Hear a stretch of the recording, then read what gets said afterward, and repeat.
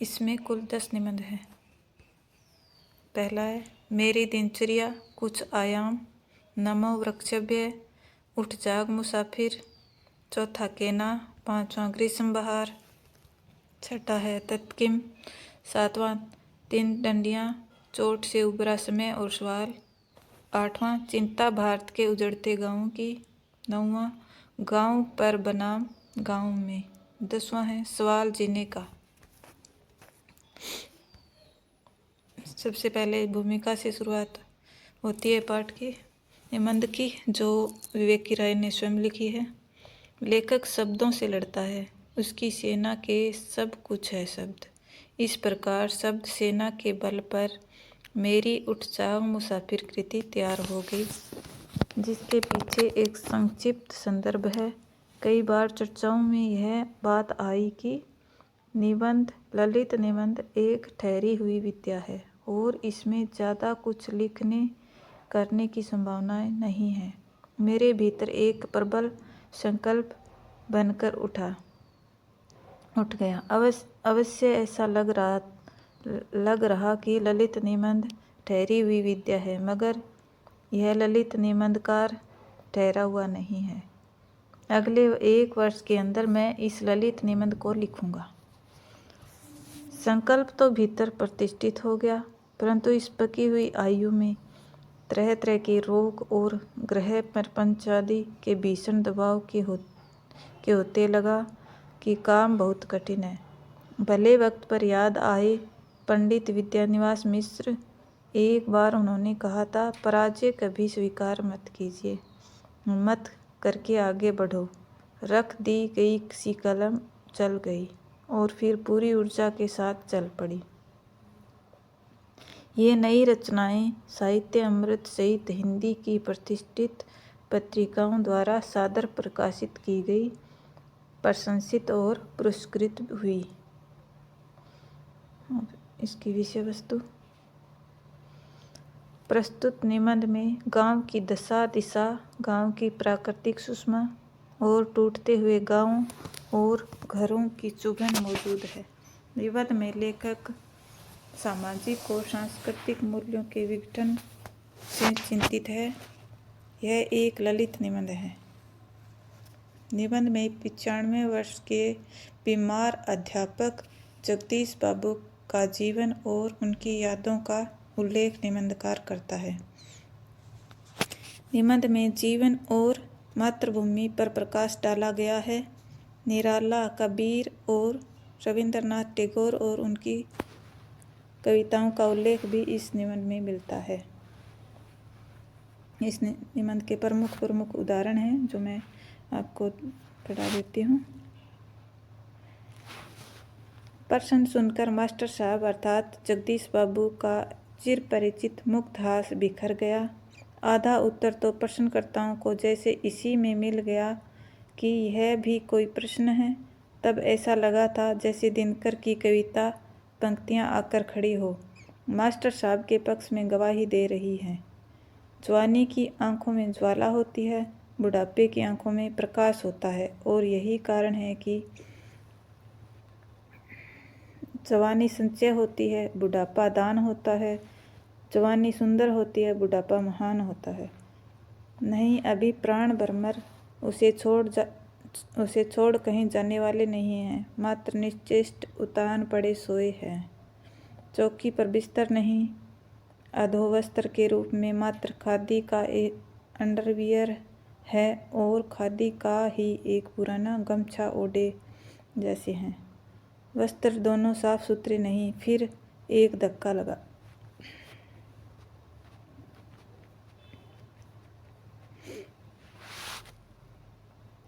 धक्का क्या लगा?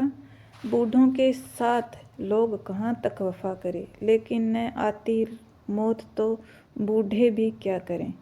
लेकिन स्थिति ऐसी नहीं थी। वहाँ न तो सेवा करने वालों का अभाव था और न ही मौत का इंतजार था, मात्र वे बीमार थे। कभी बीमार न पड़ने वाला आदमी बीमार था। यही कारण था कि आश्रम एक सुहावन पावन जैसा वह आवास उदास था। कितना क्रूर, कठोर और दुर्मम है समय के हाथों इस प्रकार झटक दिया जाना।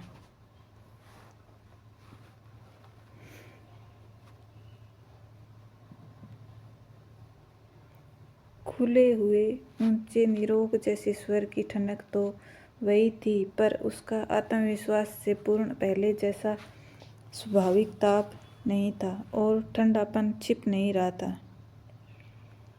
सामने वाला चिकित्कारी सत्य बहुत आहत कर रहा था। 1 साल के भीतर ही यह क्या हुआ?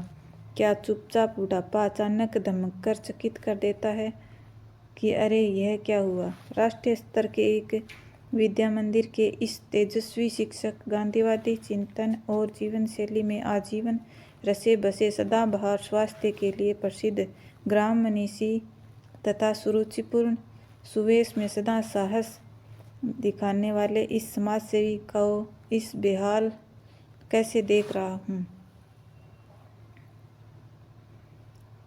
लेकिन बेहाल कैसे? संभवतः यह नियति और जिजीविषा का संघर्ष है। अभी यात्राएं करनी हैं, भविष्य पुस्तकालय के भविष्य को संवारना है। इस बुद्धिजीवी के भीतर कोई कविंदर दीपित दिख रहा है। मरीते चाही न आमी सुंदर भुवने, मानसवरे मांझे आमी बांची करे चाई, पर विश्व जग तेरे मांझ खने, दाड़ाइया बाजाई भी सौंदर्य रे बांसी। मकान जर्जर होने से क्या, मकान मालिक जवान है। वह इस सुंदर संसार को और सुंदर बनाने के लिए जिएगा। माता बिन आदर कौन करे, बरखा बिन सागर कौन भरे, राम बिना दुख कौन हरे। वही मुद्रा, वही अधमुंदी आंखें, वही निर्भाव भाव से चौकी पर लेटे लेटे बोलना, जैसे किसी और से नहीं स्वयं से बोल रहे हैं। आत्मलीन आत्म संबोधन। क्या मान लें कि यह हारे को हरिनाम वाली स्थिति है? मगर हारे कहाँ हैं? अभी तो मन जवान है, लड़ रहा है, पुस्तकालय की मीटिंग कर रहा है, यात्राएं कर रहा है। मन के हारे हार है, मन के जीते जीत। तो वहाँ तो जीत ही जीत है। अंत भला तो सब भला। यात्रा के इस पड़ाव की यह श्रेष्ठतम स्थिति है कि आधी व्याधि सहित मौत को पछाड़कर आदमी अपनी मौज में दहाड़ता रहे। यह एक निराला संदर्भ है। सत्य है कि रेत सा तन ढह गया है, मगर किसका? यह जो एक कल्पित नाम रूप है, क्या उसका जिसके लिए वह मैं का प्रयोग करता है? नहीं, मैं अलक्षित हूँ। यही कवि कह रहा है, वह अलक्षित है। यह जो दिखाई पड़ रहा है, जो अगणित बंधनों में जकड़ा है, वह नहीं है। गुण और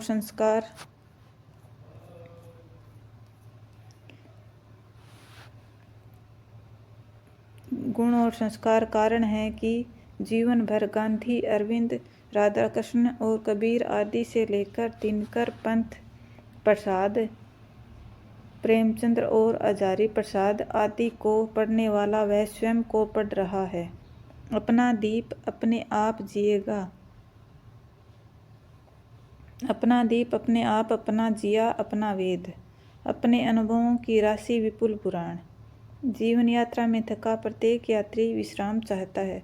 उसे माता की परम पावन गोद का आश्रय चाहिए।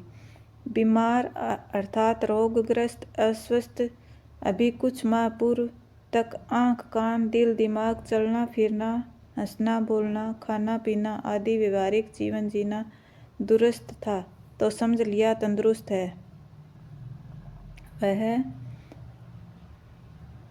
वह तन अब तंदुरुस्त नहीं है। उसके अंग काम नहीं करते। कोई भी व्यक्ति तन नहीं है, वह उसके भीतर उसका संचालक नियामक बनकर बैठा है। उसी में स्थित होना, अपने स्वयं के साथ होना, स्वस्थ होना। जो स्वस्थ होगा वही शांत होगा, निर्माण मोहा होगा, निर्द्वंद निश्चेष्ट होगा, बेपहचान होगा और वही बोल सकेगा, माता बिन आदर कौन करे। जीवन भर कबीर को पढ़ने वाला अब कबीर हो कबीर को जिएगा। जीवन की यही वर्णीय स्थिति है। स्वतंत्रता संग्राम के दिनों में लोग एक गीत गाया करते थे, हम दीवानों की क्या हस्ती है, आज यहाँ कल वहाँ चले, मस्ती का आलम साथ चला, हम धूल उड़ाते कहाँ चले जहाँ चले। और अब लगता है उसी गीत की अंतिम पंक्तियों को ये जी रहे हैं। कौन जी रहे हैं? मास्टर साहब। अब अपना और पराया क्या, आबाद रहें जीने वाले हम स्वयं बंधे थे और स्वयं भी सारा बंधन तोड़ चले। अरे हम भारतवासी कितने सौभाग्यशाली हैं, हमारी संस्कृति कितनी समृद्ध है कि आदर प्यार और दुलार सहित जीवनदात्री हमारी माताओं की विस्तृत सूची है।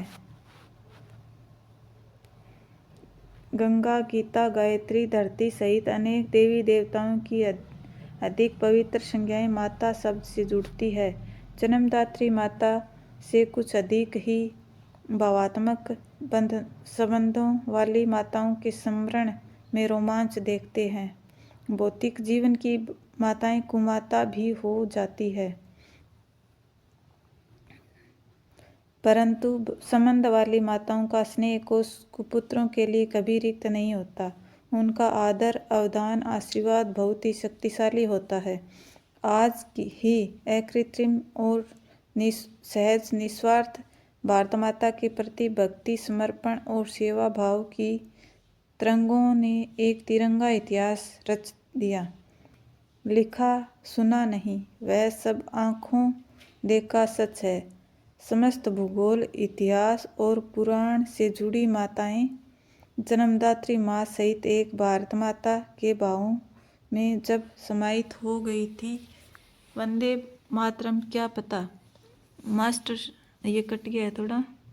मास्टर साहब उसी माता की सुधि में अलख जगा रहे हों, माता बिन आदर कौन करे।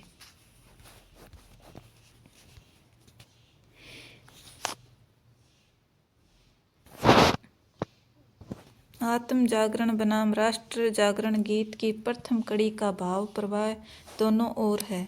उठ जाग मुसाफिर भोर भई, अब रेन कहाँ जो सोवत है, जो सोवत है सो खोवत है, जो जागत है सो पावत है। तो इस जागरूक मंत्र उठो जागो का राष्ट्रव्यापी मंत्र प्रभात बेला में स्पंदित है। मूल समस्या जो जानने की है, इसलिए जागने के बहुआयामी यत्न चल रहे हैं। कोई भारत माता का भगत भी है और सिंह भी है।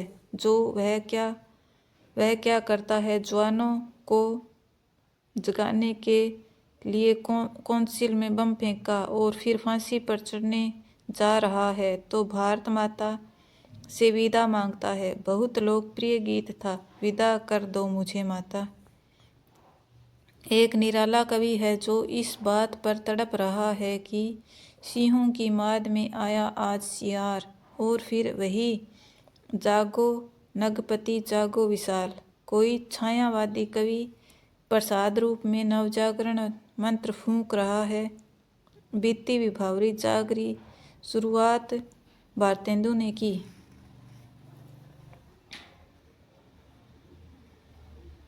डूबत भारत नाथ बेगी अब जागो, उन्होंने परमात्मा को ही पुकार दिया। पुकार सुनी गई। वह परमात्मा आत्मा के रूप में प्रतिष्ठित होकर गांव के किसानों में नवजागरण का अदम्य ज्वार बन उमड़ रहा है।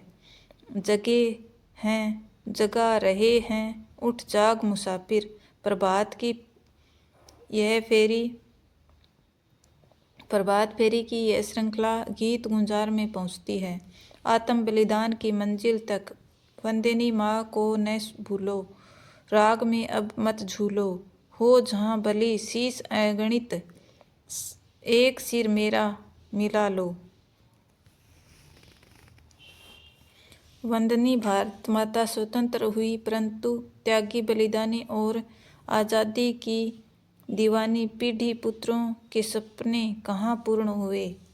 अब तो भारत माता का नाम लेना भी गुनाह जैसा है। उस नाम का सारा रोमांच वोट तंत्र के बुलडोजर में चंप कर चूर चूर हो गया। समर्पितों में से कुछ कुंठित हो मर खप गए, कुछ पथभ्रष्ट हुए, ऐसे कि देश को कांटों से बचाते बचाते फूलों की मालाओं में डूब गए। कुर्सी कमाई, पार्टी प्रॉपर्टी और लोकतंत्र बनाम धनबल तंत्र, बाहुबल तंत्र वाले अंधे युग के भ्रष्टाचार भगत गा बजाकर नाच रहे हैं। अब हो नाचो बहुत गोपाल, चोर मचावे शोर।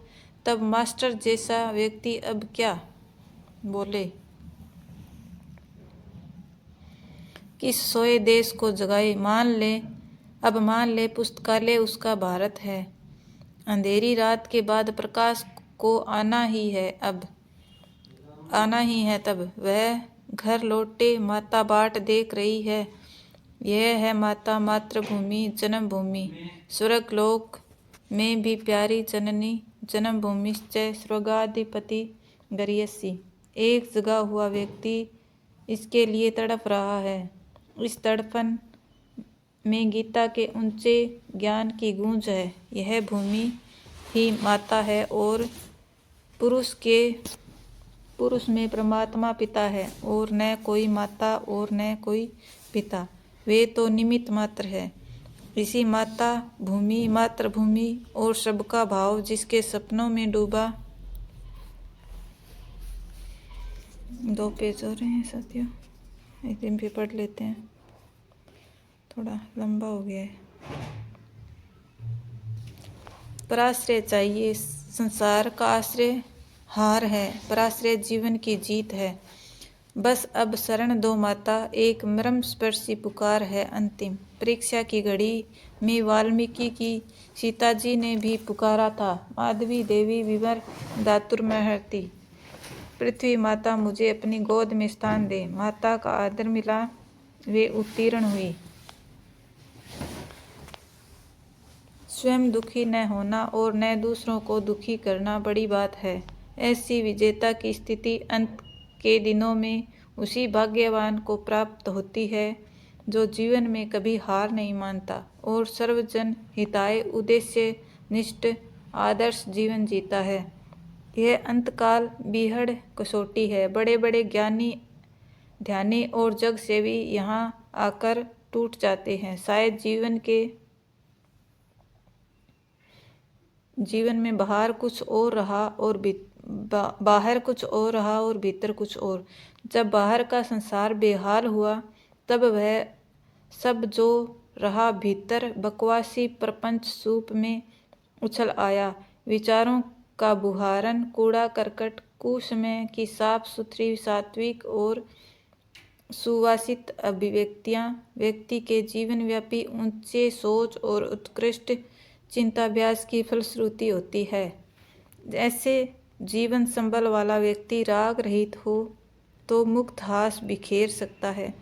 जिसको दुनिया डूबते सूरज की सांझ कहती है, वह उसका प्रभात होता है। उस प्रभात शिखर से वह आवाज